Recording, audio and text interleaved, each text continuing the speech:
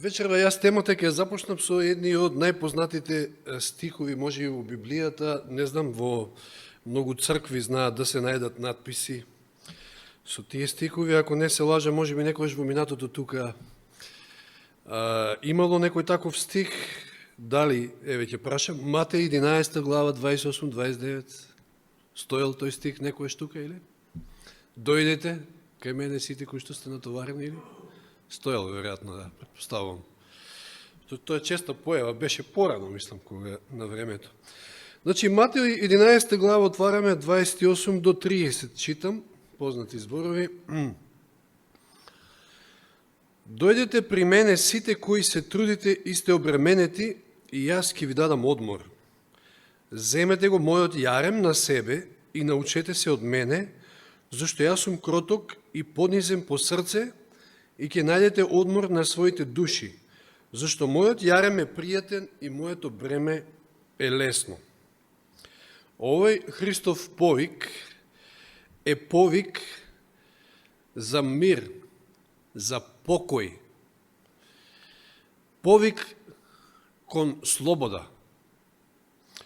И сега, некако контрадикторно ќе рече некој, како бе, сега Исус не повикува да го земеме неговиот јарем, а тој е повик да се одмориме, да се успокоиме.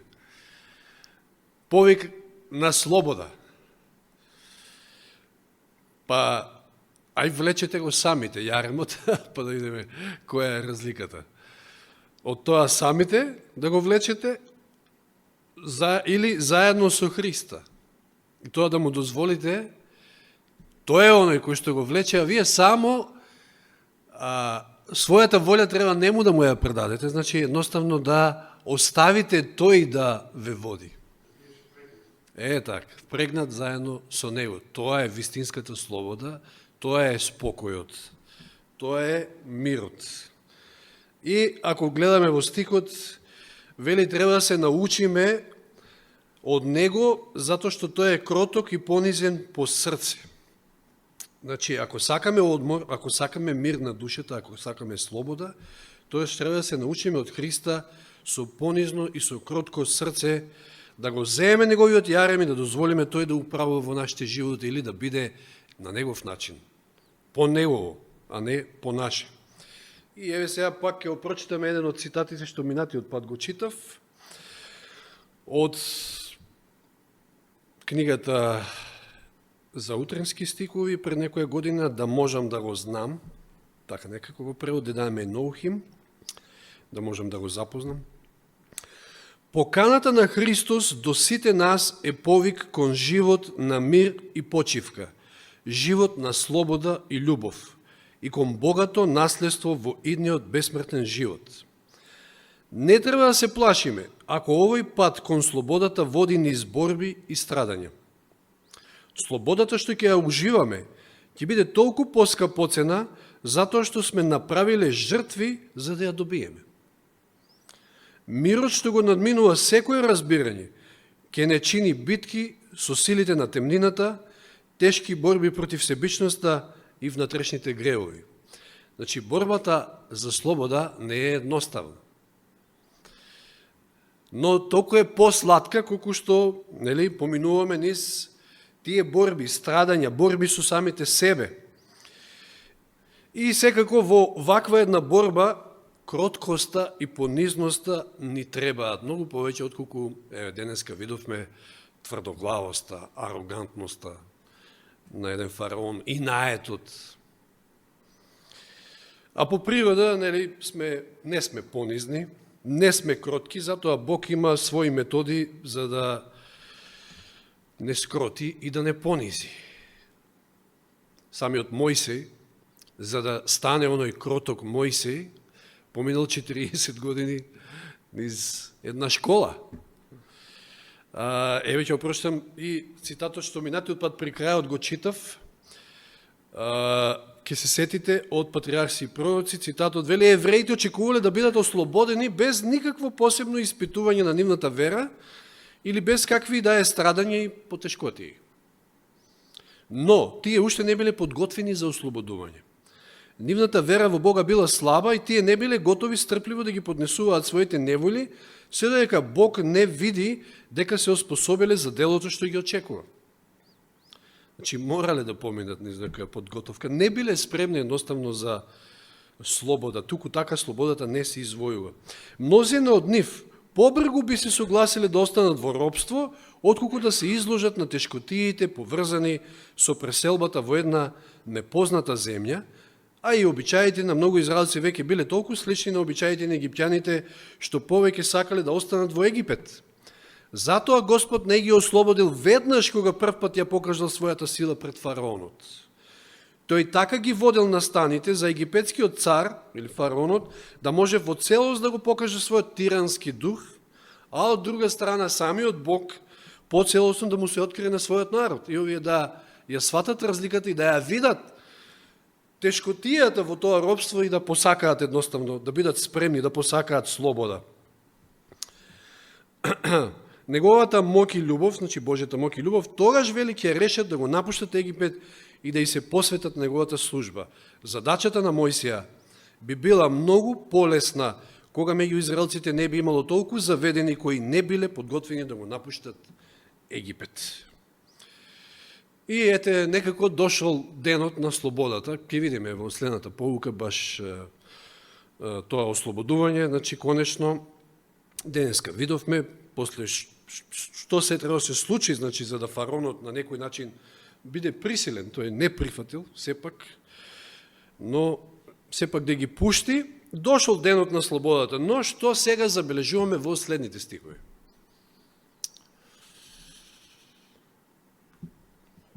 Излез 14 глава. Читам од 10 до 12. Ке читам некои епизоди, делови, после нивниот излез, да видиме што забележуваме овде.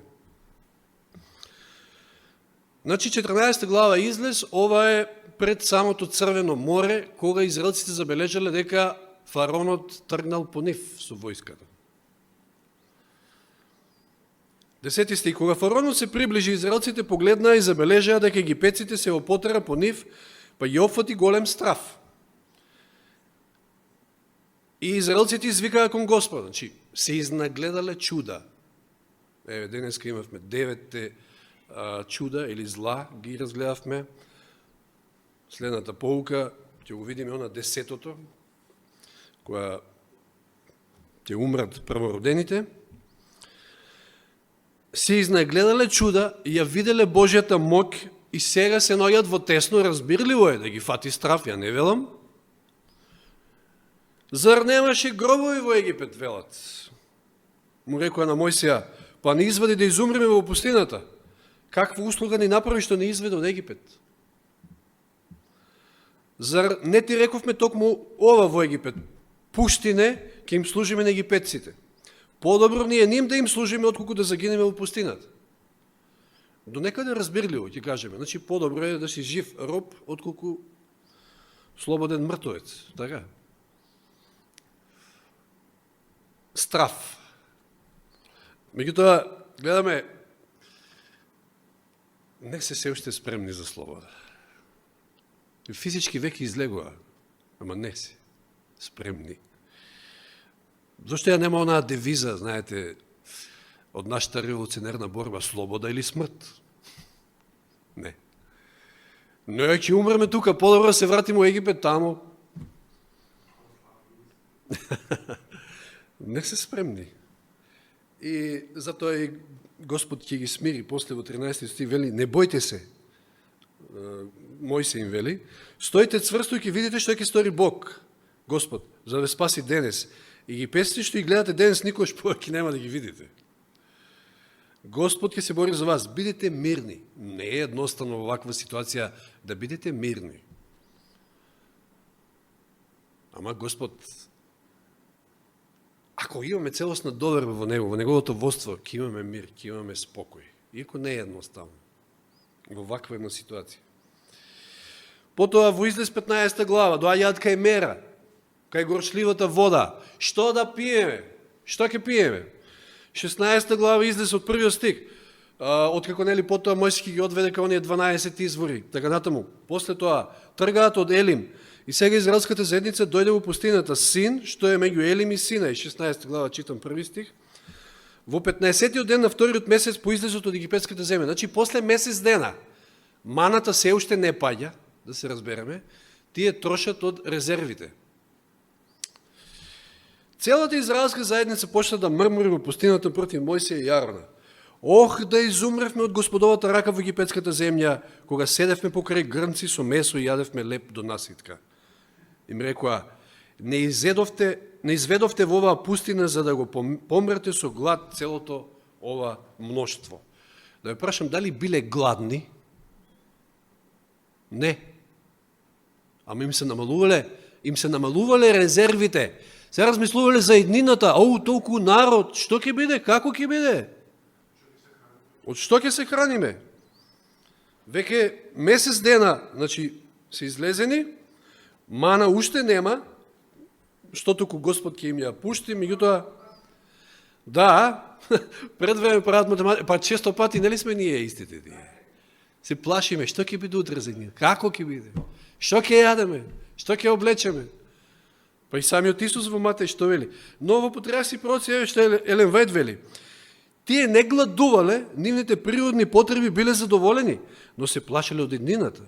Не можеле да сватат како толку голем народ ќе обстане, одејќи низ пустината, а во својата вообразба веќе виделе како децата им гладуваат. Веќе гледаат во својот ум како децата им гладуваат. Да. Господ дозволи да ги снајдат тешкоти и дозволи да им се намали храната со цел тие со сето срце да му се обратат нему. Значи, повторно, Господ цело време работи на тоа. Да ги научи како да зависат комплетно од него. А не во стравови од минатот, од египетците, од еднината или не знам што.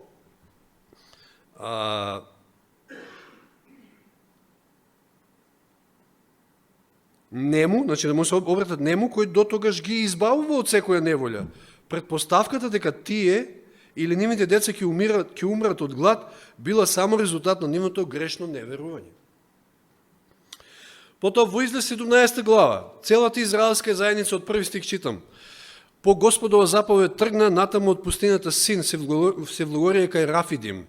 Таму немаше вода да пие народот. Значи, гледате, нема вода, што ќе пиеме? Горшлива вода. Што ќе јадеме? А не се гладни. Пак сега нема вода, што ќе пиеме? Затоа народот почна да се препира со Мојсија, викаа, дај ни вода да пиеме. Третиот стих, ама народот ожедна за вода, па ропташе против Мојсија и говореше, зошто не изведе од Египет? Зар да не помориш со жет нас, нашите деца, нашиот добиток? Денеска се спомна во пуката, 32 глава Излез. Мојсија го нема, се задржал, што прават? Теле. Зошто теле? Па денеска се спомна, значи, кои беа боговите на Египет? Дали гледаме, значи, константно, тие се физички излезени од Египет, ама Египет им е во тука, во глава. Броеви, 4 Мојсија, 11 глава од 4 до 6. Уште такви некои моменти, само да ги опфатиме. Броеви 11 глава 4 до 6. Придојденците среде нив ги опфати лакомство за јадење, а и израелците пак почнаа да се поплакуваат, велејќи кој ќе не насити со месо. Сега веќе ја имаат маната. Пак не се гладни, имаат што да јадат, имаат што да пијат. Никогаш, тоа е нашиот Бог. Господ никогаш нема да не остави ни гладни, ни жедни. Се спомнувавме како јадевме бесплатно во Египет. А што тука да не плаќаа случајно?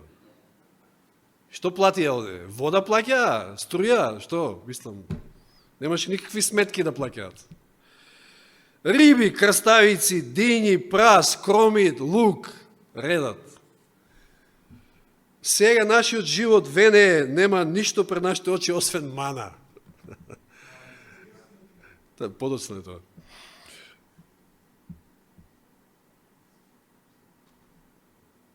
Некако монотон им е живото, знаете. Досадно ми станало. Мана.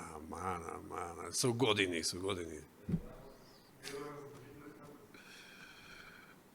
Иако таа била сеопфатна, значи, комплетна. Броеви 14 глава од 1 до 4. Тогаш ова е прв пат кога доаѓаат пред границите на Ханан и испраќаат изведници. Доаѓаат изведниците, знаеме, 10 души, викаат, нема шанси, ови се джинови, големи дзидови, така натаму. Од први стих, тогаш завреви целото општество и почна да вика, целото општество, сите, народот плачеше во таа ноќ, цела ноќ плачат. Сите израелци роптаа против Мојсија и Јарона, целата заедница им зборуваше. О, да умре, видите сега колку неразумно размислува. Видите колку човек, кога е заробен во умот, нерационално размислува. Видите што велат? О, да умревме во египетската земја или да изумревме во пустинава. Повторно Египет. Зошто Господ не води во таа земја за да паднеме од меч, а нашите жени и деца ќе станат робови? Да станат робови? Зар не ќе не биде подобро се вратиме во Египет? А што ќе бидете во Египет, бре? Оваму ќе бидеме робови, а да се вратиме подобро во Египет. Што ќе бидете таму?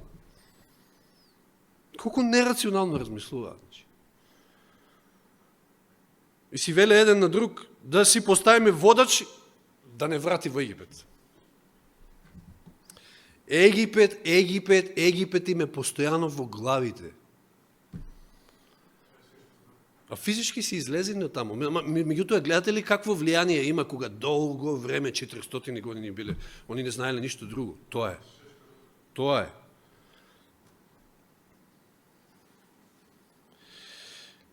Дваесета глава, 5 стих, броеви.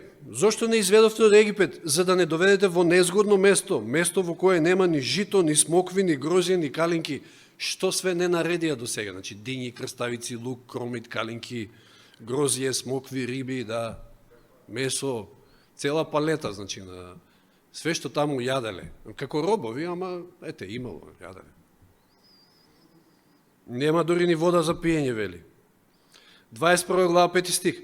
И почна да зборува и против Бога и против Мојсија. Зошто не изведовте од Египет за да изумреме во оваа пустина? Нема леп, нема вода, а тоа бедно јадење веќе ни се згади на нашите души.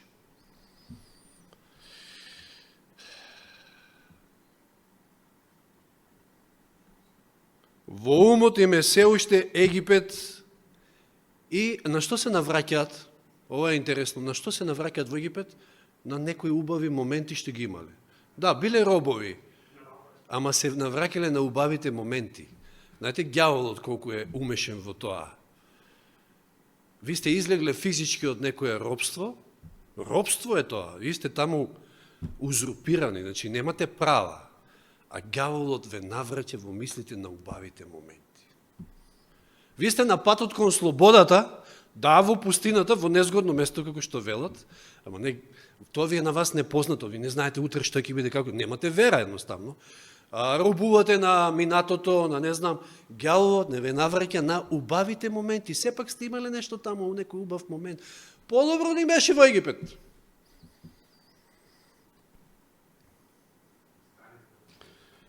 Значи, физички се излезени од куќата на робството, но Египет им е во срцата и на устните постојано. Затоа име на устните, затоа што име во срцата. Тие не се слободни. Па зошто на крајот? Еве, кажете ми, која е причината, зошто цела генерација, кој влезе од цела генерација во слободната земја, во земјата на слободата? Затоа што немале никаква заедница со Господ. Само двајца влегоа. Сите оние кои што само знаеа за робство, никој не влезе. А оние што влегоа, беа оние што се родија во пустината. Тие влегоа. А оние кои, видите како делува сето тоа. Робство, долгогодишно робство, монотонија некоја. Не знаете ништо друго. Тоа е, па тоа е, па тоа. Нема ништо подобро. Робувањето на умот е најневидливиот, но најопасниот вид на робство. Нема окови, нема дзидови, нема ништо, а вие сте робови. На своите мисли, на своите стравови, кој што се врти наназад, кон некоја изгубена сигурност, кон комфорт на минатото, некои навики кои што веќе не ви служат за ништо. Едноставно, сето тоа ви станува како затвор за вас. Вие сте заробеници, иако физички не сте таму. Ова е најопасниот вид на робство. Че ние може да наоѓаме во црква и да велиме ние сме во Божјата црква, ама да не сме слободни. Колку пати може би ние сме останале заглавени во некои собствени мисли, неспособност да направиме чекор напред, бидејќи се плашиме. Да го напуштаме она што веќе го знаеме, нешто што е познато. Затоа тие цело време се повикуваат на нешто познато. Абе, подобро не беше таму. Че умреме овде, нема вода, нема... со се биле задоволени, меѓутоа тоа е робувањето на умот. Талкањето на израелците низ пустината не е само историски или религиски настан, тоа е длабока илустрација на духовната борба меѓу слободата и навиката, меѓу вербата и стравот, меѓу движењето напред и носталгијата кон познатото робство. Египет, земјата на нивното страдање, станува символ на ментално робство, место од кое физички избегале, но умствено не успеале целосно да се одлепат. Иако Бог ги водел кон слобода, кон ветената земја, патот низ пустината бил долг, непредвидлив и тежок. Наместо благодарност и надеж, израелците често изразувале сомнеш, страв и желба да се вратат таму каде што барем, како што вели овде, имале храна, иако и овде имале храна, дури ако тоа значи повторно да бидат робови.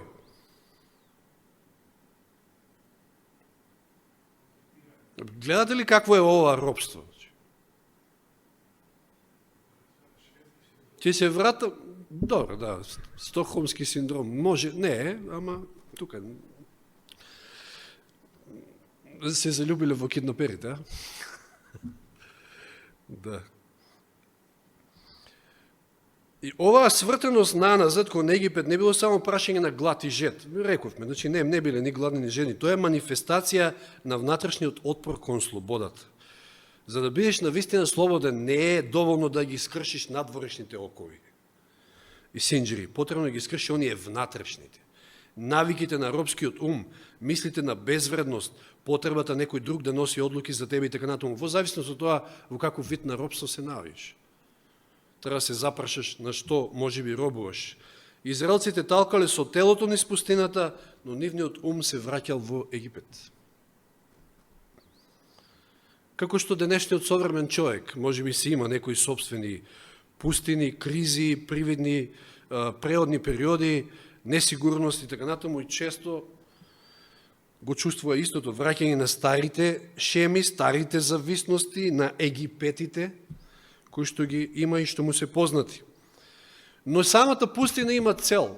Пустината е местото на таа трансформација, која што треба да се случи. Да. Таму се чисти умот, таму умираат старите верувања, таму се учи да се живее со Бога и со силата што доаѓа со верата во Него и Неговото водство. Само кога умот ќе престане да копнее по Египет, телото може да стигне и да влезе во ветената земја. И затоа најдолгото растојание за израелците не било она од Египет до Ханан. Тоа биле околу 400-500 километри, кои што тие можеле да ги поменат за 5-16 дена, да речеме. И зашто талкале 40 години? Па тука е поентата. Тука били се уште робови. Што ќе прават тие во ветената земја, во Ханан? Тука сте уште робови. Треба да се ослободите. Тоа е земјата на слободните таму.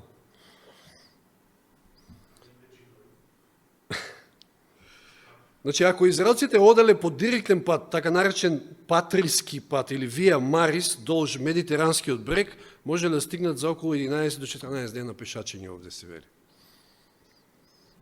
Но, тие талкали 40 години. Затоа што тука лежи суштината на духовната поука. Значи, физички тие можеле да стигнат брзо, ама ментално и духовно не биле подготвени. Сетте се на жената на Лот. Што направила таа? Се свртела кон Содом и се претворила во столб од сол. Каков проблем имала? Не е било тоа проблем што се свртела кон Содом, туку срцето е било се уште таму. Со умот било се уште во Содом. Тука е проблемот. што и да е во прашање. Секој поединечно се спасува, Андреј. Јас, еве сега ме подсети, сум сведок со Атанас на времето на сајам на книги, продаваме книги, и доаѓа маж, имавме такви случаи, доаѓа маж, заинтересиран нешто да погледне, жената го влече. Или обратно, доаѓа жената, мажот ја влече. Епа, заради другиот да си го избавим спасението? Не, спасението е лично, поединечно, за секој од нас. Умот е местото каде што треба да се извојува вистинската слобода. Затоа што тука е борбата, всушност. Од тука потекнува све. Тука треба да се случи таа трансформација на умот. Римјаните Павле вели во 12 глава. Метаморфоза, таа трансформација. Тука. Обновен ум, вели Павле. Вие може да сте физички надвор од Вавилон, еве. Фала Богу, ние сме физички надвор од Вавилон, ама прашање за секого да не сме можеби тука во Вавилон. Односно Вавилон да не е во нашиот ум.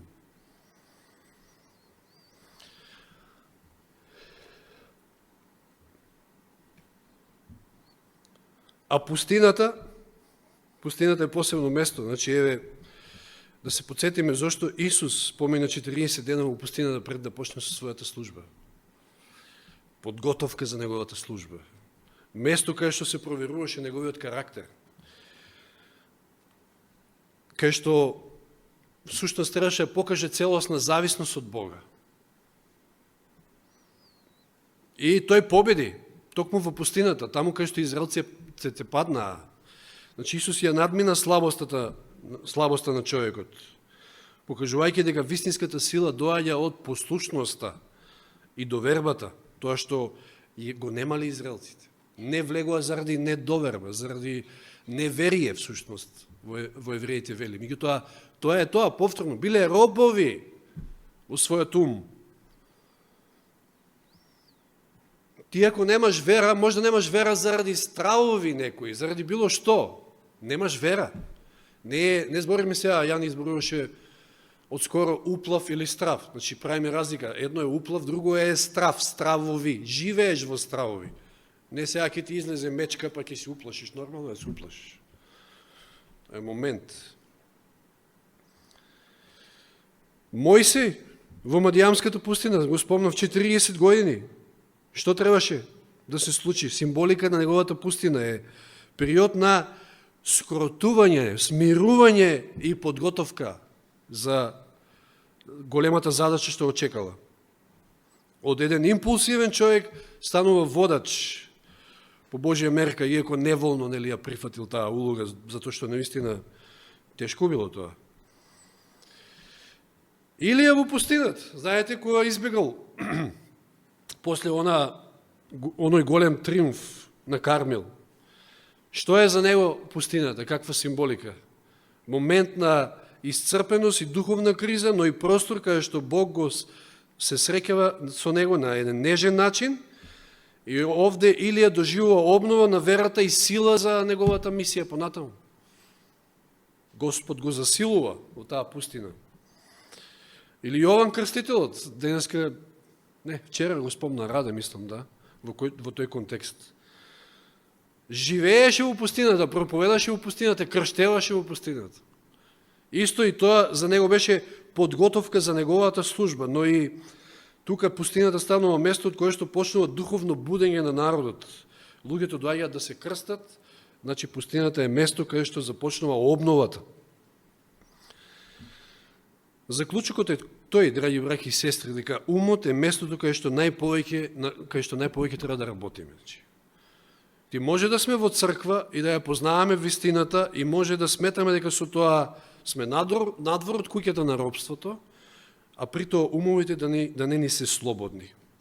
И уште да робуваме на било какви мисли.